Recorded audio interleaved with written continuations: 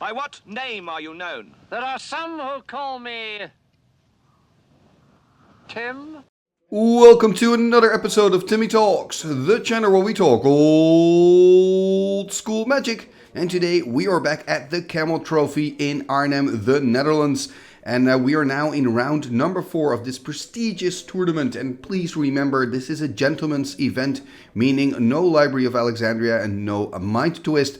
And in this round 4, we've got two very competitive decks battling against each other. Two robot decks, but they're they're different. Let me put it that way, because we've got one player, Charlie, who's playing a black-blue-red robots deck that also includes some really big creatures like Shivan Dragon and Juzam Djinn, which is kind of cool. And he's taking on Martijn, and Martijn is playing a more traditional robots deck, you could say. It's blue and white, and it really revolves around the robot creatures Triskelion and Suchi, and of course it's got some Sages of Lat-Nam. But before I continue and before I start with the deck, first a message from our sponsor, 3for1 Trading.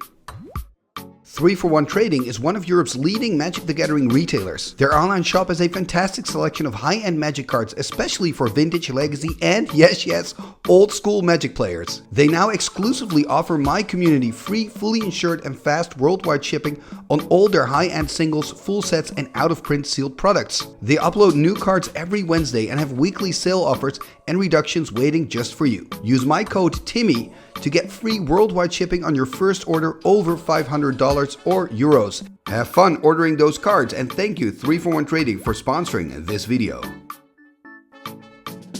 And we are back and ready to dive into the deck decks. I would like to start with the player on the left, that is Charlie. Let's take a look at his robots deck. And here we see the deck of Charlie. So it's not the best deck photo, but I mean, we can figure it out, right? So it's three colored. Let's start with that. It's red, blue, and black. Doesn't have a lot of blue cards, but they are quite important because he's playing with the two Sages of Lat-Nam, the Brain Geyser, the Time Walk Ancestral Recall, and the Mana Drain, so some restricted cards there for blue, and then the Sages of Lat-Nam. And he's playing with Solkanar the Swamp King, which is partly blue and a very cool card. Always happy to see a Solkanar in the deck. Now, like I said, he's playing with robots, but hey, what card are we missing in this list? We're missing a copy artifact. No copy artifacts here. In my opinion, copy artifact is at the moment one of the most broken cards in Swedish. Why? Because everybody plays artifacts and it's one blue and one, and it's a great card, but it's not in this deck of Charlie, so I'm always interested to see different takes, people not choosing the obvious choice. So no copy artifact here, so that's interesting. He is playing with animate deaths though, so he can do that trick of, killing your own Triskelion at a certain point when it's too low on counters, getting it back with your animate to kind of refill it again. And just in general, I think animate dead in a deck with so many big creatures is quite good. Of course, the downside of animate dead is that you're usually playing against Swords to Plowshares. That card exiles cards from the game, meaning you cannot get them out of your graveyard with animate dead. But still, a lot of creatures you're probably going to lose through old-fashioned combat damage or direct damage, and then you can, of course, still get them back with the animate dead. And of course, a terror, for example, you can still get them back with the animate dead. So it's still useful, but it's just something to keep in the back of your mind. Swords to Plowshares is really a thing to think about when you're building decks and when you're thinking about using a graveyard strategy. Okay, and then when we're looking at the creature base, already start a little bit talking about the Triskelions. We see 2 Triskelions and 3 Suchis. So yes, it's robots, but it's not really robots, is it? It's kind of hard to classify this deck. Maybe it's more like a mid-range big boy deck. I don't know, but we're seeing 3 Juzam Djinns, 2 Shivan Dragons, and again that Solkanar that I just mentioned. So a lot of strong, beefy guys. And then when we're looking at the spells, of course, I already mentioned the blue power and the animate deaths, but we also see some red burn, so we see fireballs, lightning bolts, a single shatter, a wheel of fortune to kind of refill that hand. Then we're seeing a lot of artifacts to generate quick mana, right? We see mana vaults. We see, I believe, some Moxen, maybe also a Black Lotus there. It's kind of hard to see. We're seeing one book, a Gem de Tome. I think that's kind of good. I think it's good to play that one book, that can sometimes be decisive. If you're in a stalemate and you have a book that you can still use, you're probably going to win because you're simply drawing twice as many cards as your opponent. So I always like it to kind of have like one book because you don't synergize your whole deck. It's not a control strategy, but just having that one book, like I said, it can be an out in some decisive moments. Then when we're looking at the sideboard, the card that I mainly notice is the Red Elemental Blast, because I think that's going to be really useful in this matchup, because it can stop blue. And remember, the opponent of Charlie today is playing a blue and white robots deck. Talking about that, let's take a look at that deck. And here we see the deck of Martijn, so blue-white robots, and I think blue-white at the moment is just, it's the deck, you know, it's the deck that you see everywhere in all the tournaments. So many people are playing blue-white, and then they add something to it. They spice it up a little bit, and then they say it's the deck, or it's, you know, it's line dip, or it's going to be robots like this deck. So, but basically the skeleton of all those decks are the same, right? You're playing with the restricted cards in blue, the restricted cards in white, right? You're playing with the balance. And then you're adding the control elements, which makes blue-white so good, especially in old school. I mean, it gives you answers that you cannot find in any other color. I mean, here we see it as well, right? 4 swords to plowshares, 1 white instant speed to kill a creature. It doesn't get any much better than that. It's the quickest, most efficient way of dealing with a creature. Yes, you're giving your opponent some life gain, but when you're playing a more controlled strategy, that doesn't really matter. And then we also see Disenchants, Divine Offering, Dust to Dust. It's all in this deck, showing how many people are playing artifacts today, that you can just have so many artifact hate cards main. Again, I think white's just brilliant at dealing with artifacts, but even better at dealing with enchantments because of Disenchant. Disenchant, again, is the cleanest way to deal with an enchantment. And, you know, also, because it's the cleanest way to deal with an enchantment, the best way to deal with an artifact, because sometimes you're going to run into like a moat or something. You want to have that disenchant option.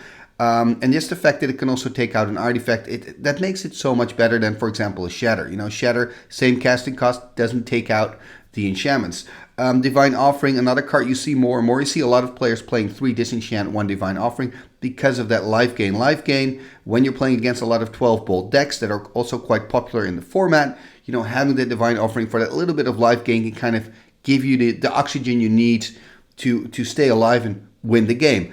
And then we also see Counter Magic, of course. Counter Magic, it's interesting, right? When people used to build a deck with blue, they would almost always automatically include 4 counter spells and a mana drain. What you're seeing now is that people want to play maybe a little bit more aggro, maybe a little bit less dependent of counter magic, where they say, you know what, I'm still going to play with counter spells. I'm still going to give my opponent that uncomfortable feeling, but I'm not going to go all in on the counter magic. And we're seeing that here as well. We see 2 counter spells and a mana drain, so you're playing with 3 in total, but you can give that feeling to your opponent that every time he casts something and you've got 2 blue open, maybe he's going to counter it away. And of course, Counterspell, I think, is the best card when you're ahead in the game. So maybe you want to have a quick opening, get ahead in the game, then keep a Counterspell in your hand and simply keep passing turn and attacking until you're behind in the game. You need to do something. But that Counterspell is probably going to guarantee that you're going to stay ahead in the game for a while at least. Then looking at the rest, what we're seeing here, yes, it's a Robots deck, but look at that. He's playing with 2 Triskelions, just like his opponent Charlie is. He's playing with 4 Suchis. And only 2 copy artifacts. So again, I'm a little surprised. For me, copy would almost always be an auto 4-off, actually. Maybe 3. You could argue 3, but for me, 2 seems quite light. So again, it's interesting for me to see these differences. I also love the single Armageddon in this deck, by the way. I think Armageddon is such a good closure of the game. You know, if you think, ooh, I'm ahead in the game, bam, slam that Armageddon, and you're probably going to win, right? If it resolves, of course. Then when we're looking at the sideboard, I just mentioned the red Elemental Blast in the board of Charlie. We also see a blue Elemental Blast here in the board of Martijn, which is going to be really useful. He's also got a red Elemental Blast, a Circle of Protection red, I mean. And that is the thing, that's what I like about Charlie's deck. Yes, Martijn will most likely board in the Circle of Protection red after the first game, especially when he has seen some burn or a Shivan Dragon. But it's not going to protect him against a lot of other stuff in the deck of Charlie. So yes, COP red is kind of nice, but it's not a showstopper, right? For example, when you're playing mono red goblins, that COP red can be a huge problem for your opponent. But in this case, not so much. It's a nuisance, but not so much. Anyway, this is the deck of Martijn. We looked at the deck of Charlie. I have to say, 2 very strong decks, and I wouldn't be surprised if both decks will make it through the Swiss rounds today. But first, of course, they have to play still in those Swiss rounds. We're now at round number 4. Let's go to the match. Game number 1 of round number 4 at the Camel Trophy is about to begin. On the right, we have Martijn. He's on the play here. He's playing a white-blue Robots deck. And on the left, we see Charlie. He's playing a red-blue-black kind of Robots deck, but also a deck with a lot of really big, cool creatures. So looking forward to see these decks in action. And both players here taking a mulligan, going down to 6 in hand. And I guess we can now start. First turn Tundra here by Martijn and a pass. So no Moxa, no craziness. Both players playing powered decks today. There we see Charlie playing a Mishra's Factory. Tapping it for a Mana Vault. There are 3 Mana Vaults, I believe, in Charlie's deck. And of course, they synergize quite well with the Sages of Lat-Nam. Also in the deck of Charlie. And also in the deck of Martijn, by the way. So Martijn here playing a Scrubland, I believe. Passing the turn. Charlie playing an Underground Sea. And is going to animate and attack for 2 here. No Disenchant, no Divine Offering, no Sword. So kind of a risk here taken by Charlie. But maybe it's like, you know what, if you spend a Disenchant on my factory, I'm kind of fine with that. There we see another factory here, but this time on the side of Martijn. Also playing a double Mox in the pass. Only 2 cards left in hand for Martijn. Now that hand's looking a mighty light. Charlie having a slight card advantage here, I guess. He was on the draw, of course, as well. Playing out of Volcanic Island here. Are we going to see a Triskelion? Ooh, there's a Ruby. Are we going to see a Shivan Dragon? That would be sweet. Nope, just a pass. And now Martijn is taking on his turn number 4. Drawing card number 3 here in the hand. What can he do? Or is it 4 cards actually? It's kind of hard to see. It's going to tap 4. We're going to see a Suchi. Both players playing with Suchis. Martijn a full playset. I believe Charlie with 3. So Suchi the 4/4 creature. From Antiquities for 4, and when it dies you get 4 mana. Remember, Swedish is without mana burn, so that makes this creature so good in this format. Still, it's, ooh, there we see Ancestral Recall by Charlie. It's a very vulnerable creature. Basically, you just should see it as a 4/4 vanilla for 4, which is quite good, but it is at least an artifact. So there are a lot of, weapons against it, I guess. But let's first see what Charlie can do after that Ancestral Recall. There's a Badlands. It's going to tap 4. Is he also going to cast a Suchi? Nope, a Juzam Djinn. 5/5 powerhouse from Arabian Nights. Does deal 1 damage to you in your upkeep, and it also dies 2 Swords to Plowshares. So that means 5 life for Charlie, but unfortunately for him, the Juzam is also removed from the game, meaning he cannot use his animate debts to get it back, and we're going to see a big attack here. Attack for 6 on the life total of Charlie. Charlie dropping to 19. So pretty big attack here. And there we also see a Sage of Lat-Nam. Oh, that Sage is very good.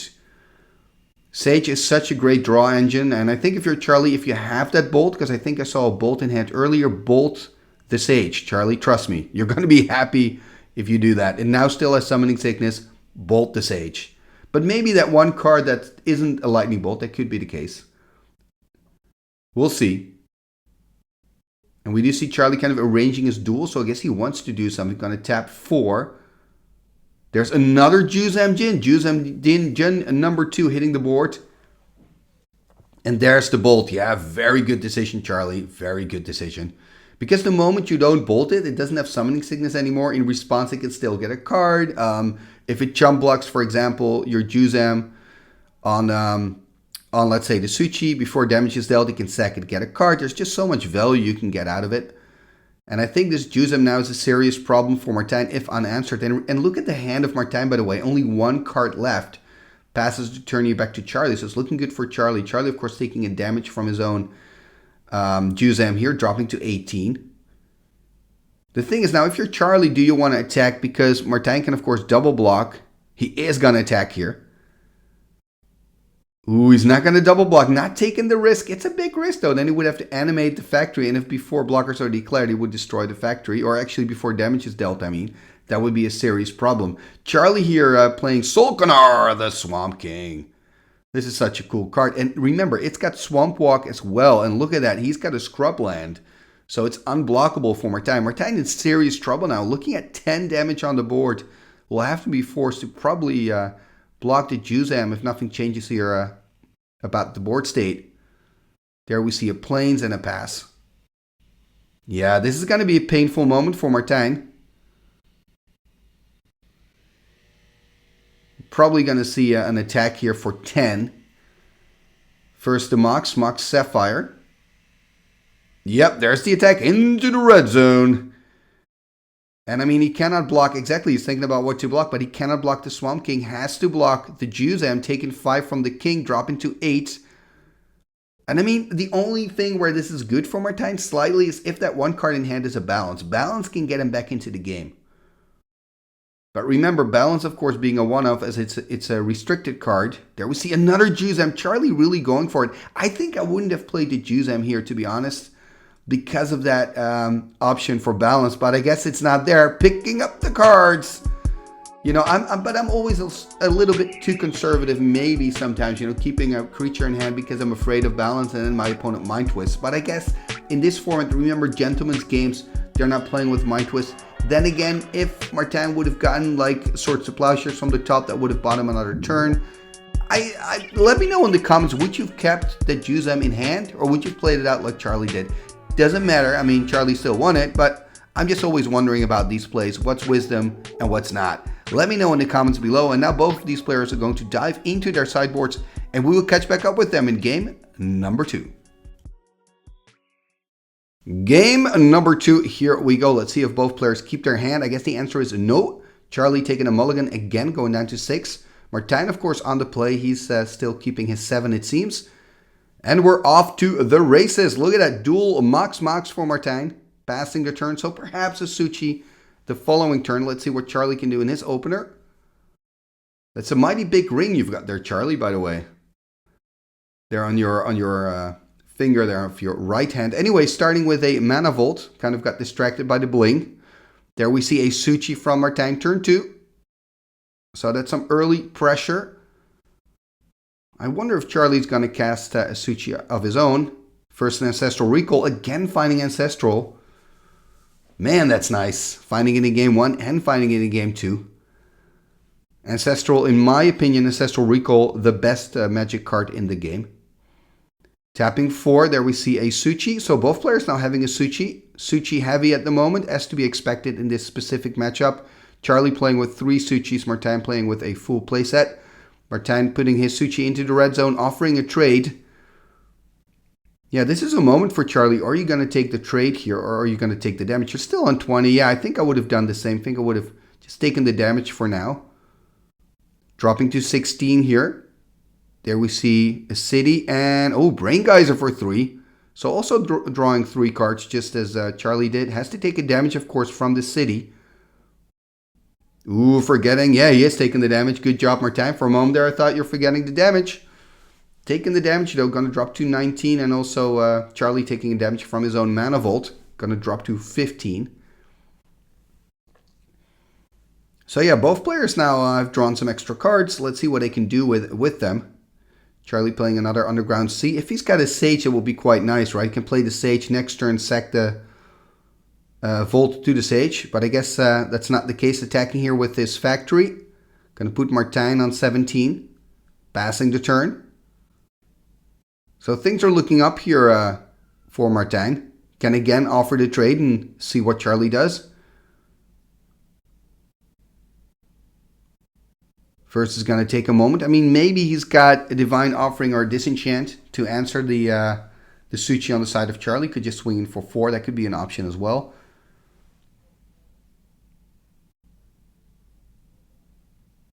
He's going to tap. Yeah, he is going to play a Swords to Plowshares. Yeah.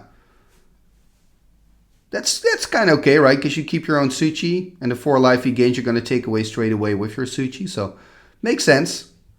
Playing the Soul Ring here, playing a Maze. And passing the turn here back to Charlie. But I mean, it's looking good for Martijn. Charlie has to start finding an answer to that Suchi. Can he find land number 4? Yes, he can. Now, can he play, for example, a Juzam Djinn? Juzam Djinn would be, well, it's nice, but not, because Martijn has a Mace, but it's better than taking 4 off the Suchi, obviously. But I guess he doesn't have it, just passes the turn. And now it's getting kind of problematic. If he takes another hit of 4, he would drop to 10. He does drop to 10. Uh-oh. Martijn has to start doing something. Another Maze. Lots of protection here by Martijn. That kind of makes sense because Martijn saw, there we see a Gem Day Tome as well, and then he passes the turn. And what I wanted to say is that makes sense because Martijn saw a lot of Juzam Djinns, and of course, Maze is such a great answer to those Juzams.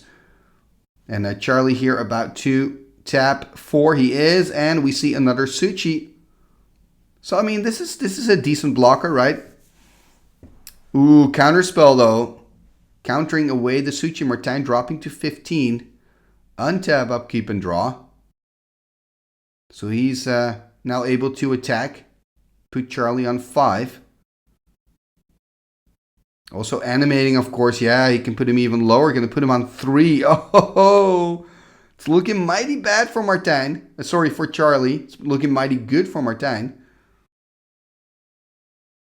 And I mean, still has the mana open to draw a card with his Gem de Tome on end step. Of course, Charlie also taking a damage from his own Volt. Yeah, the Volt is really hurting Charlie in this match. I mean, Volt is really nice. Yeah, picking up the cards. And what I wanted to say is Volt is really nice if you've got a Sage next to it, or if you can play a big creature that actually sticks on the board. But in this case, the Volt starts working against you. I think it's one of the reasons that you don't see a lot of players playing Mana Volt. Usually they play it as a one-off because they prefer to, for example, play with Moxen. Even though they only generate 1 mana, it's always value and it's never gonna hurt you. And in this case, we saw the Mana Volt actually damaging Charlie quite a lot. And Martijn simply was too strong, too much pressure here in game 2. That means it's 1-1, and we're gonna go to game number 3. Game number 3, here we go. The big decider. Who's going to win this? And I believe both decks are still undefeated. So who's going to win round number 4 as well and stay undefeated? There we see a Badlands again into the Mana Volt. So Charlie finding Volt turn 1 3 times in a row. And game 2 didn't work out that well for him. Let's see if it can go better here in game number 3, the big decider. I guess Charlie is slight favorite being on the play. There we see a Volcanic. And there we see the Sage of Lat-Nam. So this is already a big difference. Oh, but a quick Swords to Plowshares though. That's the thing with Sage. Everybody now knows how good that card is. I remember back in the day, you know, and I'm talking about, what is it? 5 years, 6 years ago, 7 years ago, when I saw Leo Brooder playing his BUR Bots and really taking full advantage of the Sage for the first time, that people start to realize how good that card actually is. Because at first people didn't do anything against it. They just left it on the battlefield. Anyway, I digress. Here we see Charlie playing another Badlands, passing the turn. And in the meantime, we see that Martijn is taking care of that Mana Volt with a Disenchant. So both players are kind of playing out their lands, not playing out anything that's scary. Or, okay, we see a Ruby. Are we still going to see a Shivan? That's my big question. We do see a Suchi. Suchi are hitting the board. We've got plenty of Suchis in this match. And let's see if Martijn's also going to play out a Suchi, or maybe play a Disenchant or a Divine Offering. Or maybe a Dust to Dust. He's playing a single Dust to Dust main. I wonder if he kept it in. I guess he did. There's a Black Lotus. Is he going to crack the Lotus? Is he going to do something big? Cracking the Lotus. What is he going to do with that mana? Does he have a Brain Geyser perhaps? Going to tap 5 it seems. There we see a Control Magic. So having one still floating, right? If I'm not mistaken. There's a Red Elemental Blast though, taking care of the Control Magic. There's a Time Walk. This is going to take another turn. I like this play. You know, first try to do the Control Magic. If it doesn't work, take an extra turn. You also could have turned it around though. Do you get that? Instead of taking an extra turn, first do your Time Walk, maybe run into the Red Elemental Blast, then do your Control Magic. Because I think Control Magic here is more valuable actually than the extra turn. There's the Factory. It's going to tap 6. Oh, Shivan Dragon. 5/5 powerhouse. 1 red to give it +1/+0. The fire breathing ability that of course you have as a dragon. That makes absolute sense. That's what I love about old school, you know. It still has lore and flavor. You can look at the art and the ability and they kind of make sense. They fit together. Here we see a Maze, of course, on the Shivan. 4 damage for Martijn, dropping to 16. And at least Martijn has that Maze. That Maze is keeping him alive. That is definitely gonna help him. He's gonna tap more. And another Shivan Dragon. Okay, there is a counterspell.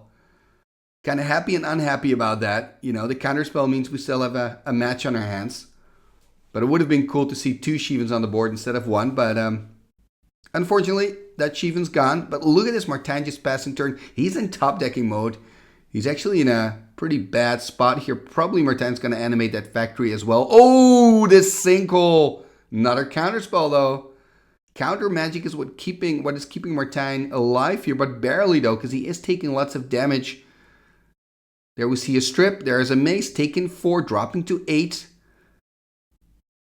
Yeah, only has 2 more turns. Has to find an answer from the top of his deck. Another duel is not going to help him though. Passing the turn. Is Charlie going to win this? Game number 3, round number 4. Will Charlie stay undefeated? That's the big question. There's the attack. Sending back the Shivan, of course. Taking 4 from the Suchi. Dropping to 4. There's the pass. Needs to find something from the top. Go, go, go, go, go. Ooh, another mace. I want to say no, but it's another mace. I thought it was just a land. This mace is going to keep him alive, at least for now. Is that a pass of Charlie? Yes, it's a pass. So I thought Charlie was already there, but he's not. There's a Suchi by Martijn. Now, do remember that Charlie's also playing, I believe, a Fireball, some Lightning Bolt, so has some direct damage in the deck as well. And I mean, it's really important, I guess, for Martijn not to go down to 3 against this deck. He's probably not going to use his... ooh, there we see a Chaos Orb. But what I want to say is probably not going to use the City of Brasses anymore. But this Chaos Orb is interesting. Could flip here on one of the mazes, exactly. Flip on the mazes. That's a hit. So the maze is gone. I guess he can now attack off for a trade, Suchi for Suchi. That's the question. Looking at the 1 card left in hand. Passing the turn, choosing not to go for the trade option. Passing the turn back here, so Martijn didn't find anything useful from the top, or at least not something he wants to play out directly. There we see an island, there's the attack. Attacking with both here, offering the trade, sending back to Shivan, has to block here. Or not. Oh, disenchant. Taking care, or not. Oh, there's a mana drain. This mana drain is big. Now he has to take the trade. Yeah, this mana drain is a big deal. Has to take the trade. Now both Suchis die. Yeah, and that's the thing with the disenchant. Yes, it's instant speed, but again, I would be tempted in this scenario to use it main. To kind of do not give Charlie that option to potentially find the mana drain from the top. Maybe he had the mana drain in hand. That's very plausible. Oh, Sinkhole winning the game here with a lethal strike by Mr. Shivan Dragon himself. Congratulations, Sir Charlie. You are still undefeated. And that was round number 4 here of the Camel Trophy. Thank you, Charlie and Martijn, for showing your skills here on the channel. I really enjoyed this match. Super, super cool. Maybe it's nice to know that Charlie went undefeated in the Swiss and, of course, made it into the top 8. So congratulations for that. Charlie, did Martijn make it? We'll just have to wait and see. But this deck is definitely looking like top 8 material to me. And please join me again next time for a round number 5 match of the Camel Trophy. Then we're going to see these 2 decks in action. And yes, that is a full playset of Orcish mechanics there on the deck photo on the right. Anyway, thank you very much for watching this episode. Before you go, please leave a like, share it on your socials, and also leave a comment. That's what I'm trying to say. For some reason I forgot about the third thing. Of course, leave a comment. YouTube loves that stuff. Talking about YouTube and loving stuff, you can also, of course, subscribe to the channel. Hit the subscribe button and ring that bell. Thank you so much for doing that. And before you go, please consider becoming a patron of the show. The reason this channel is still around is thanks to the great patrons that I have. So please consider becoming one as well. Check out patreon.com/TimmyTalks for all the information about the Patreon program. And the cool thing is, if you become a patron, you get access to the Timmy Talks Discord, and you can join in on all the online tournaments that we play. And maybe if you want to, you can even play a game against me. You can get your name in the end scroll. Like the possibilities are almost endless. So just go to patreon.com/TimmyTalks and check out how you can join and become a patron today. For now, thank you very much for watching, and see you next time. What shall we do with the drunken sailor? What shall we do with the drunken sailor? What shall we do with the drunken sailor? Early in the morning, way hey and up she rises, way hey and up she rises, way hey and up she rises, early in the morning. Put him in the longboat until he's sober, put him in the longboat until he's sober, put him in the longboat until he's sober, early in the morning, way hey and up she rises, way